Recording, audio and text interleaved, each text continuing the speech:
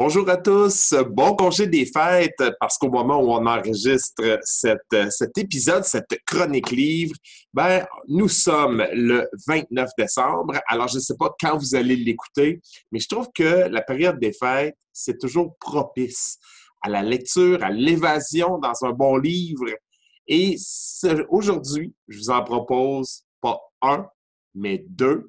Et on fait une petite exception à la chronique livre chez Malo en ce sens que on invite l'auteur. Habituellement, vous le savez, hein, on parle toujours dans le dos de l'auteur. J'ai un chroniqueur, chroniqueuse invité. Cette semaine, j'avais le goût de jaser avec l'auteur, qui a été chroniqueur également ici, vous le connaissez. Alors, sans plus tarder, je l'intègre dans la conversation. Il arrive, il s'agit, vous le voyez, il s'agit de Jérémy Parent. Bonjour Jérémy. Bonjour, Yannick. Ah, voilà, comment ça va? Merveilleusement bien, toi. Oui, alors en direct de Magog, c'est ça? De mon humble bureau dans ma résidence, effectivement. Alors, parfait. Est-ce que tu es en congé présentement? Moi, honnêtement, là, je dois te faire une confidence. J'ai l'impression depuis 2 ans, je suis que ça en congé. Ce qui Bon, veut ben, pas dire bienvenue que... dans le club, mon cher. Et voilà, en fait, c'est on a eu cette discussion-là une fois, hein, mais du moment où on n'a plus l'impression de travailler, mais qu'on fait ce pourquoi on est là, ben c'est ça. Chaque jour est une journée de congé. Génial. Écoute, c'est parfait. Je suis très content de t'avoir. J'ai mentionné d'entrée de jeu qu'on fait un accro à la chronique livre parce qu'habituellement, on parle dans le dos de l'auteur. Il n'est jamais là. J'ai un chroniqueur, chroniqueuse invité, tu le sais. Tu as été chroniqueur ici sur cette émission-là. Tu as commenté un ou deux livres, là, je ne me souviens plus. Mais aujourd'hui, je voulais te recevoir parce que tu as commis non pas un, mais deux livres fin 2019, mais en fait, ils ont cheminé beaucoup en 2020, ces livres-là, et ils sont plus utiles que jamais. D'entrée de jeu, je partage les couvertures des deux livres. Alors, tout d'abord, Sortir de l'ombre et briller, qui est un peu ton autobiographie, on va le dire comme ça, où tu Oui. racontes ton histoire. Deuxième livre, un livre illustré. On a tendance à dire un livre pour enfants. Je vous confirme que c'est faux. C'est un livre pour les 7 à 77 ans et même plus. La petite étoile et le phare endormi. Un magnifique livre illustré et on reviendra tout à l'heure sur les illustrations. Alors, toi, comme tu fais rien comme les autres, tu ne peux pas sortir juste un livre quand tu as décidé de devenir auteur. Tu en as sorti deux et c'est drôle parce que c'est venu un peu de différentes critiques à propos de ton manuscrit de départ, ça, l'idée de scinder tes écrits en deux livres, finalement. Oui. Ouais, puis on se fera pas de cachette, là. On va le dire aux gens, là. Une de ces recommandations-là venait de toi, celle de scinder les livres, parce que, effectivement, à un certain moment, les deux ne faisaient qu'un. La petite étoile et le phare endormi étaient comme la prémisse à sortir de l'ombre et briller. Oui. À une époque où, comme plusieurs auteurs, quand on arrive à cette étape-là du manuscrit de le remettre, on est rempli de doutes et puis on a l'impression où on a tendance à vouloir en mettre beaucoup plus que le client en demande. Alors, on s'assure de tout mettre Ouais. sur les feuilles de papier en se disant, je manquerai rien. Et de toute façon, c'est beaucoup plus facile en retirer, en retravailler qu'en inventer des nouveaux. Sortir de l'ombre et briller, tu vois, en fait, c'est ça, tu le dis, ça a cheminé. Les livres ont voyagé en 2020.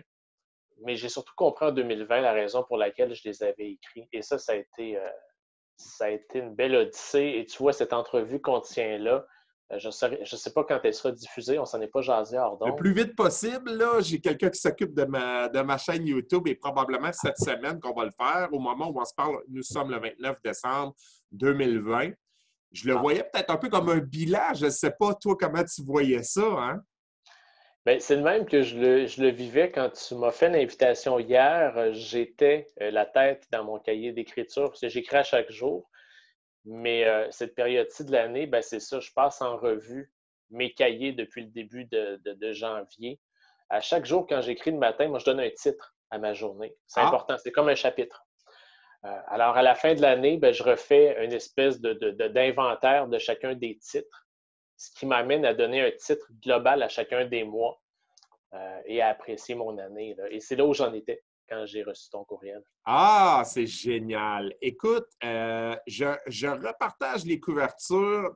On va le voir, là. Je veux remontrer ça aux gens. D'abord, on va parler du livre Sortir de l'ombre et briller. Il est tellement à propos présentement. Il est à propos avec la période que l'on vit depuis la mi-mars 2020.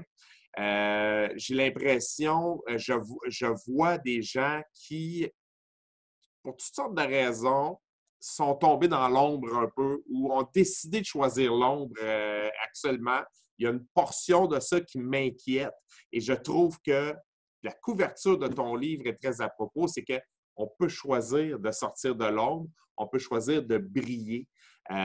Et toi, c'est ce que tu as fait toute ta vie. Tu as eu ton enfance, ton adolescence, pas dans un milieu facile, un milieu où il y avait beaucoup quand même de discorde, milieu, peut-être pas ta proche famille, tes parents, mais la parenté. C'est un milieu familial qui était dur. C'est drôle parce que je vois ça sur les réseaux sociaux. Certains ont choisi une famille d'adoption qui ont choisi de critiquer, d'être durs, de chialer sur toutes sortes de choses. Et toi, à un moment donné, tu as choisi comme une autre façon de faire. Oui, bien, quand on est confronté rapidement à ce que l'humain ne porte pas nécessairement de plus beau en lui, bien, on est confronté à cette décision-là, hein. Soit on rentre dans le moule, soit on perpétue et on répond, aux événements les moins beaux de la vie, de la moins belle des façons, Ouais. ou à l'inverse. Ouais. Ou à l'inverse, on s'emploie à mettre du beau et du bon dans la vie des gens, puis à voir avec des lunettes différentes ce qui nous arrive, à transformer en apprentissage ces claques sur la gueule que la vie nous envoie et prendre la décision par la suite de transmettre justement ce message-là qu'on a toujours le choix. On a toujours le choix. Et tu sais, on parle de bilan, là, mais je me suis rendu compte au fil des mois, mais surtout dans le dernier mois, en décembre, que parce que j'ai eu la chance d'accompagner 130 apprentis auteurs pendant le mois de décembre avec un calendrier de l'Avent. Incroyable. Des questions qui étaient, honnêtement, là, tu sais, écrire une lettre au Père Noël, as-tu un surnom, raconte-moi un souvenir d'enfance, des questions qui se voulaient très légères, mais qui ont été très lourdes, honnêtement, qui ont été très pesantes au niveau des réponses, parce que comme tu le disais d'entrée de jeu, les gens en 2020 ont eu beaucoup de temps. Oui. Et ce temps-là, ben, plusieurs ont revisité, comme tu le mentionnais, leur zone d'ombre. Et le calendrier de l'Avent, dans toute la légèreté de ces questions, est venu rebrasser un peu les cartes. Et alors que je tentais de les ramener sur nécessairement de la lumière, les gens retournaient vers les souvenirs plus douloureux. Ça a été comme ça le premier tiers. Là, je t'avouerais qu'on termine. On aura terminé au moment où les gens verront la capsule, mais on finit tout ça sur une note positive, mais au-delà de l'écriture, il y a la transformation de l'humain. Et ce, avec quoi moi, ça m'a réconcilié, et ce que j'ai compris de Sortir de l'ombre et briller, c'est que si j'avais été en mesure de partager, comme je l'ai fait, mon histoire, sur une note positive, c'est que, et c'est un mot, honnêtement, que je ne connaissais pas comme je le fais aujourd'hui, mais toute la notion du pardon. Si ce livre-là, je l'ai écrit de la façon dont je l'ai fait, avec le recul que j'ai employé, c'est justement, c'est que j'ai été capable de pardonner, mais non pas de pardonner aux gens, mais de me pardonner à moi dans toutes ces étapes-là. Alors, il y en a eu des moments où j'étais en tabarouette, puis j'en voulais au monde entier, puis je voulais crier aux gens que le monde, les gens étaient laids et tout ça. Puis, on cherche des coupables, hein? Ben oui. Pour ce qui nous arrive, Et on le voit actuellement. Quand on est... Vas-y, Jannick. Excuse-moi, je te coupe parce que, quand je préparais l'émission, je pensais à ton parcours. Tu sais, tu es un gars qui avait peu de scolarité. Étant jeune, vous avez déménagé un nombre incalculable de fois, donc créer des attaches. Toi, tu as pris l'inconvénient et tu en as fait des forces, dans le sens où tu socialises quand même facilement. Tu es un gars qui a développé une expertise incroyable dans l'art de rallier des gens autour d'un projet. Il fallait que tu connectes assez facilement. peu de scolarité. Pourtant, tu n'as jamais arrêté de gravir les échelons dans des organisations. Tu te retrouves toujours à la tête de. On vient même te rechercher pour des projets. Actuellement, tu travailles, entre autres, comme consultant à la fête des vendanges, qui aura lieu, on l'espère, l'été prochain à Magog, qui est toujours un gros événement. Mais on te reconnaît ces qualités-là. Et quand on parle de se servir de l'épreuve et de la convertir en opportunité, ton livre était paru depuis des mois et encore une fois, la vie de Marie d'épreuve parce que tu as écrit ces livres-là beaucoup pour donner des conférences par la suite. Ouais. Et c'était bien parti ton affaire, là. Ça allait tellement bien, tu sais, de travailler. Tes billets t'as achetés pour la France? Oui, c'est ça. Je m'en allais au Salon du Livre de Paris avec 9 autres auteurs. On avait un loft dans le 10e arrondissement. Pour un petit cul comme moi qui a voyagé qu'une seule fois dans sa vie à l'âge de 40 ans, je suis allé à Orlando avec les enfants. Je n'avais jamais pris l'avion avant. OK. Partir comme un grand garçon tout seul, c'était... Et le Salon du Livre, honnêtement, de Paris, pour un nouvel auteur, le Salon du Livre de Montréal, c'est quelque chose, mais Paris... Et pour un auteur qui s'est édité lui-même, parce que tu n'avais pas d'éditeur, toi, tu as créé ta maison d'édition. Encore une fois, l'épreuve, on le convertit en opportunité. Sortir de l'ombre et briller, c'est ça. Mais le livre est écrit, tu n'arrêtes pas de l'appliquer encore. Tu sais, la vie t'envoie des citrons, vraiment, t'en fais de la limonade. Tu sais, je prends les gros clichés, mais dans ton cas, c'est un peu ça. On était, il n'y a pas si longtemps que ça, on était en zone orange en Estrie. Tu avais décidé d'organiser une espèce de conférence-spectacle avec d'autres personnes, dont notre amie Patricia Desorcy. Mes billets, tu as acheté, tu avais vendu des billets et là, on tombe en zone rouge. Alors que je venais d'aller au Vieux Clocher de Magog voir Mike Ward, tu sais, tu l'avais, tu étais à ça encore une fois de l'avoir. Et finalement, tu as converti ça, tu l'as mentionné, tu as dit, il faut que je m'occupe. Une espèce de retraite d'écriture, une espèce d'accompagnement d'écriture pour au-delà de 130 personnes. Alors, tu prends pas, on dirait que tu ne t'égares pas, tu passes pas de temps à ruminer, à chialer, t'embrayes sur autre chose. Puis c'est beau comme c'est beau de la façon dont tu le dis actuellement, puis ça a l'air facile, là, mais Alors, écoute, honnêtement, j'ai vécu énormément de déceptions dans ma vie à partir desquelles je me suis relevé, mais je t'avouerais que celle du 14 novembre, là, c'était pas l'événement le plus gros, le plus flamboyant. On était limité dans la salle à une cinquantaine de personnes. Les billets étaient vendus 4 jours avant l'événement. Évidemment, on tombe en zone rouge. Et l'impact que ça a eu, mon ami, c'est que moi, le 14 novembre, c'est une promesse que je me suis fait à chaque jour, à chaque année, d'être sur une scène le jour de ma fête, et c'est le 14 novembre. Mais tu vois, cette année, le 14 novembre, je n'ai même pas fêté ma fête. OK. J'ai décidé que je ne le ferais pas. Je n'étais pas dans un état d'esprit où j'avais le goût de le faire. Bon, tout ça, on ne connaît pas un dénouement si dramatique. Il ne faut pas paniquer à la maison. Je me suis fait mon cadeau de fête, je pense, le 12 décembre, un peu plus tard. Je n'ai pas skippé une année. J'ai juste décalé dans le temps le moment. Ah, on peut faire ça aussi. Puis c'est correct, les déceptions. Tu sais, écoute, on ne se fera pas croire qu'on n'en a pas eu de déception. Il y a eu beaucoup de stress. Il y a eu de l'insécurité. C'est correct. Mais toi, tu dépasses ces périodes-là. Est-ce que tout ce que tu as vécu dans ta vie, étant jeune, à l'adolescence, etc., trouves-tu que là, ça te permet de passer à autre chose plus rapidement ou ça a développé des anticorps? Hein? On parle d'anticorps là, beaucoup là, présentement. Et toi, est-ce que ça t'a... toutes ces épreuves-là t'aident actuellement dans l'épreuve qu'on vit collectivement? Oui, mais tu vois, 2020, pour moi, n'a pas été une année différente des autres. Okay. Même que j'ai la chance d'avoir mon épouse qui fait ma comptabilité à la maison et je prépare ma fin d'année financière. Et au final, je vais avoir fait autant de sous cette année que les autres années. Et ce, même si tout mon agenda a été annulé ou à peu près. Là. Wow! Mais c'est ça, en fait, la déception, elle naît des attentes qu'on a, qu'on se crée. Ouais. Et moi, des attentes, honnêtement, j'en ai pas des surdimensionnées. J'accueille ce qui est et si ça a tombé comme ça a été le cas cette année, il faut juste se revirer de bord. Ça a fait en sorte qu'au mois de mars, je me suis mis à triper sur un projet qui s'appelait 1 million de rêves et ce projet-là m'a habité jusqu'au mois d'octobre. Je l'ai lancé étant convaincu que 1 million de rêves était le grand projet qui allait donner un sens à mes prochaines années.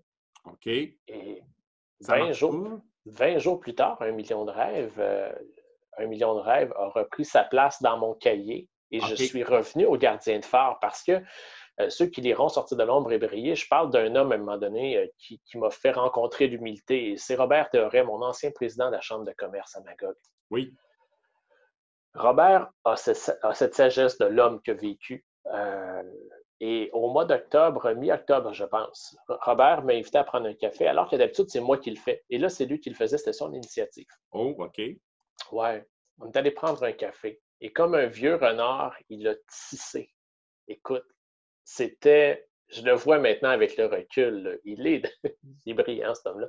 Mais il m'a posé juste des questions parce que jamais il va me dire quoi faire, mais il va me pousser à me poser des bonnes questions. Puis là, il me demandait, tu sais, Jérémy, 1 million de rêves, je te suis, c'est le fun, ça s'en va où cette histoire-là, tu sais? Je lui disais, ben, c'est né de ma volonté de faire rêver les gens, tu sais, et ainsi de suite. Puis il dit, là, tu fais 365 capsules aussi, une capsule par jour. Tes capsules, est-ce qu'ils ont un lien? Est-ce que tu sais où tu t'en vas avec ça? Je dis, écoute, est-ce que je suis obligé d'avoir un lien, moi, dans la vie? Je veux juste mettre du beau puis du bon. Puis, et là, je me débattais, puis honnêtement, je pensais que je m'en tirais bien. Jusqu'à ce qu'ils me regardent dans les yeux et qu'ils me disent, tu sais, Jérémy, au mois de novembre l'an passé, il y a presque un an, jour pour jour, tu étais sur une scène et tu lançais Sortir de l'ombre et briller. Tu nous présentais le gardien de phare et tu nous présentais la petite étoile et le phare endormi. Et ça, là, depuis 6-7 mois, on n'en entend même plus parler. Alors, dis-moi, est-ce que ce que tu as fait au mois de novembre l'an passé était juste de la matière à être mise en boîte dans ton sous-sol ou ça vit encore en toi? Oh, quand même. Et quand, pour le bénéfice de nos auditeurs, de nos internautes, quand tu parles du gardien de phare, c'est ta maison d'édition. Parce que tu Ouais. as créé 2 livres, tu les as présentés. Finalement, chaque éditeur se fait présenter énormément de manuscrits chaque année et les réponses positives ne rentraient pas. Tu as décidé, encore une fois, de créer autre chose, c'est-à-dire ta propre maison d'édition. Et le gardien de phare, je veux partager aux gens, je pense, la première page du livre illustré La petite étoile et le phare endormi. C'est écrit « Une étoile sans rêve est une étoile qui s'éteint » et on la voit en ce moment. Un phare sans étoile est un phare endormi. Alors, et je le répète, là, une étoile sans rêve est une étoile qui s'éteint. Alors, toi, tu peux remettre des rêves de côté en attendant les mettre sur pause, mais tu es toujours bien ancré sur d'autres rêves. Ta maison d'édition, c'en est un. Et ça te permet de continuer à briller. C'est exactement ça. Et tu as décidé de te concentrer là-dessus. Ouais, mais tu sais, comme rien n'arrive pour rien, 1 million de rêves, j'en parlais depuis le mois de mars, m'a amené à lancer des capsules que je continue à faire. OK. Et a surtout éveillé le rêve chez d'autres personnes d'écrire un livre. Et tu Oui. vois, en 2021, sous l'égide du gardien de phare, parce que j'accompagne actuellement des auteurs, l'an prochain, je vais publier 5 livres qui seront pas mes livres, qui vont être des manuscrits d'auteurs Wow! indépendants qui ont choisi le gardien de phare comme maison d'édition. Wow! Alors, c'est Ouais. génial. Finalement, tu n'as jamais arrêté, tu as semé, mais finalement, ce que tu récoltes, c'est une portion du jardin qui, finalement, mais si on t'avait dit ça au mois de mars, finalement, tu vas publier des livres de d'autres personnes, tu as emprunté une route en sachant pas, sans destination fixe, tu pensais te rendre à telle place, tu t'es rendu à un autre endroit. Ouais. Je Ouais. veux partager, je pense, la première planche illustrée du livre La petite étoile et le phare endormi, juste pour montrer aux gens à quel point c'est beau ce livre-là, à quel point actuellement vous devriez le commander parce que vous allez lire l'histoire de... Bon, on voit le vieux monsieur qui est un gardien de phare pendant 40 ans et des petits-enfants autour de lui qui veulent entendre pour la xème fois l'histoire, des histoires du gardien de phare, et c'est absolument fabuleux. Ça, regardez, si vous ne brillez plus là où vous êtes, vous pouvez être très brillant pour quelqu'un d'autre, vous pouvez briller pour d'autres personnes dans un autre contexte. C'est absolument fabuleux. Les illustrations sont de ton cousin Emmanuel Labbé. Je trouve que c'est tellement beau. C'est tellement beau. Puis je voulais juste partager la première page pour montrer à quel point, wow! Et moi, étant grand-père 5 fois, c'est le genre aussi de livre que j'ai tellement le goût de lire à mes petits-enfants. Vraiment, et qui vont en redemander. Tu sais, les enfants veulent toujours se faire raconter les mêmes histoires, parfois comme parents, on dit « Ah, pas encore elle, tu ne peux pas choisir autre chose. » Mais la petite étoile et le phare endormi, je pense que c'est exactement ce que ça va faire. Exactement ça. Et tu vois, dans cette lignée-là, là, où tu dis que les enfants aiment se faire raconter souvent la même histoire, et là, je lance à la caméra dans l'univers. Moi, ça fait partie de mon cahier de travail pour 2021. Mais je veux que cette histoire ait une version audio narrée par Marie-Équelle Passepartout, la Wow! Passepartout de notre enfance. Oh! Écoute, c'est un défi actuellement parce que Marie-Équelle ne fait plus partie de l'Union des artistes. Elle est intraçable sur les médias sociaux. J'ai une amie recherchiste. Oui, j'ai une amie recherchiste à la télé qui a collaboré avec nous sur La Petite Séduction quand on a fait venir Sonia Benezra il y a quelques années à Magog. Oui. Qui me disait, écoute, Jérémy, elle dit, là, je fais aller mes contacts. Elle dit, il faut le travailler underground parce qu'on ne trouve pas Marie. Alors, on va trouver Marie. Ben oui. Et ça, c'est important pour moi. Alors, je veux que cette histoire-là ait la voix de Marie-Équelle. Je veux qu'elle ait aussi la voix d'un grand-père. Alors, je suis à la recherche d'une voix, d'une belle voix, grosse voix réconfortante. Et je veux aussi la version pour les enfants malattendants. Alors, je veux que les jeunes enfants puissent avoir accès à la petite étoile avec le langage des signes. Wow! Oui. C'est génial. C'est génial. Et tu vas en produire d'autres, j'imagine, de ces livres-là. Parce que là, tu t'occupes du livre des autres, c'est correct, mais ça, on veut une collection, on veut... mon Dieu, c'est tellement des beaux livres. Puis, on achète celui-là, on a le goût d'acheter le prochain. C'est quoi la suite? Parce que comme parents ou grands-parents, on veut lire d'autres choses aussi à nos enfants, mais un peu dans le même état d'esprit. Mais j'ai l'impression vraiment que ce livre illustré, et je repartage la couverture. Donc, vous voyez, c'est celui à droite, La Petite Étoile et le phare endormi de Jérémy Parent, illustration d'Emmanuel Labbé. J'ai l'impression que ça va faire partie des livres qui vont traverser les époques, qui vont bien vieillir, qui vont toujours être à propos. Il y en a comme ça des livres, pour avoir travaillé un peu dans le domaine du livre, il y a des livres, on s'en faisait recommander année après année, ça n'arrêtait pas. Entre autres, je me souviens d'un livre qui s'appelait « Je t'aimerai toujours », qui se vendait peut-être 4,95, mais mon Dieu, ça se vendait sans arrêt. Ça a traversé des décennies parce que l'histoire est universelle, l'histoire est, briller davantage, vous pouvez briller ailleurs si vous ne brillez plus où est-ce que vous êtes. Et comme adulte, là, je l'ai relu. Je dis, mon Dieu, c'est un livre à garder près de sa table de chevet, en fait.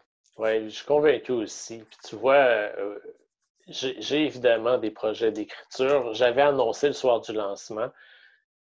Tu vois, ce que 2020, ça m'a permis, c'est de bien comprendre qu'on a tous une responsabilité quand on crée quelque chose. Et la petite étoile et le phare endormi, si demain matin, je me jetais dans la rédaction d'un prochain, je me connais, je suis quelqu'un d'énergie, je vais mettre 100% de mon attention dans ce nouveau projet-là, alors que je n'aurais pas porté la petite étoile et le phare endormi, la petite étoile, pardon, et le phare endormi, là où elle doit aller. Oui.